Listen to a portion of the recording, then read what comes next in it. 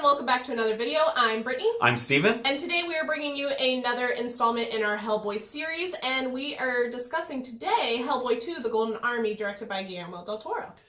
So if you haven't seen this movie, first of all, go watch it. We're going to keep this spoiler free for you in case you haven't.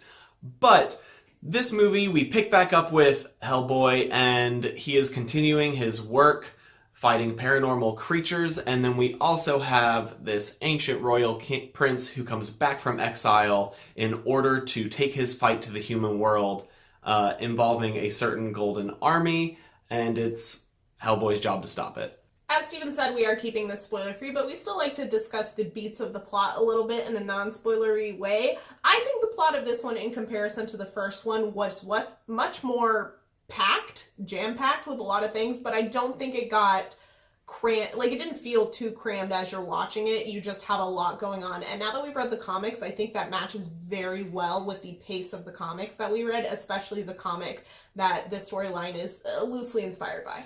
Yeah, I feel like this film, much more than the first one, feels like an extensive journey. You feel like some time passes and a lot happens. I think the plot's a little more complex. I also think there's a lot more players, whereas in the first film, you really only had Hellboy, his little ensemble, and then the bad guy and his, three-person ensemble. Whereas in this one, you have lots of side characters. You have the prince, the princess, the king, all of their interactions. Hellboy, we introduce some new characters on his entourage. There's a lot going on in this film, but at no point did I feel like it was too much.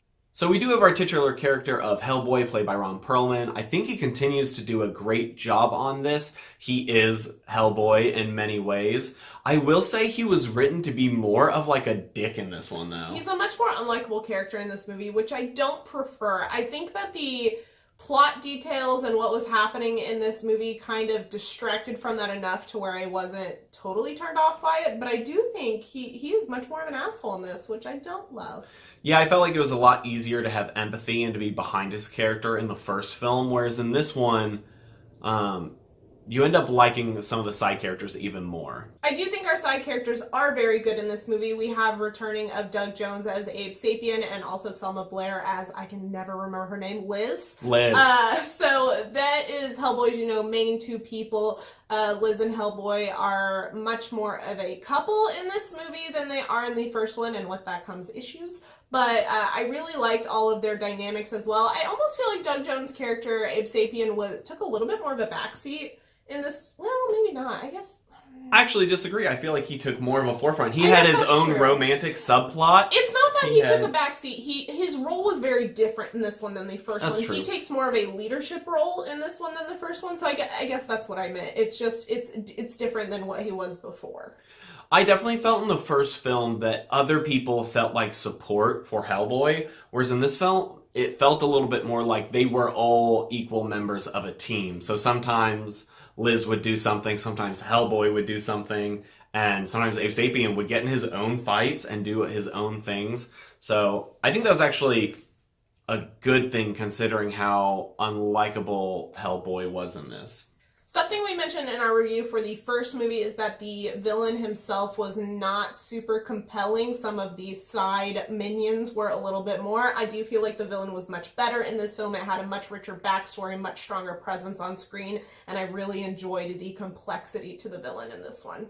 I would also say shout out to the guy who plays Prince Nuada, because I felt like his fight scenes were really good. I felt like he pulled off a very physical presence on screen. I think it's Luke Goss is the name. That sounds about right.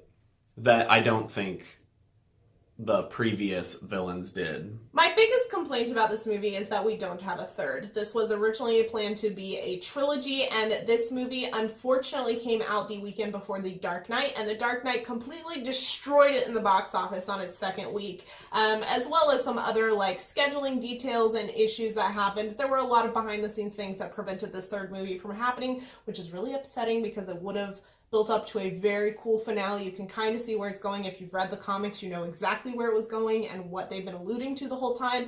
However, the plus with that is that the new movie we're getting is pretty much what the plot of the third one was going to be, at least on a high level.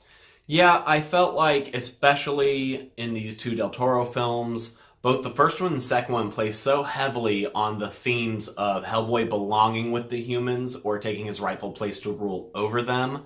And I feel like they, especially on the second one, allude to it. There's several plot points that directly roll into it. So you could definitely see where this was going, to see him have that moral conflict that they've been teasing at these two films. So it's kind of sad that we never get that emotional payoff to see him like have that struggle. And it's just such a bummer. I'm sad about Hellboy 3 never happening. That being said, I do think the new movie will pick up some of that slack because, like we said, it's kind of starting with the final arc of the comics, and I think that's where this series would have ended up taking some notes from.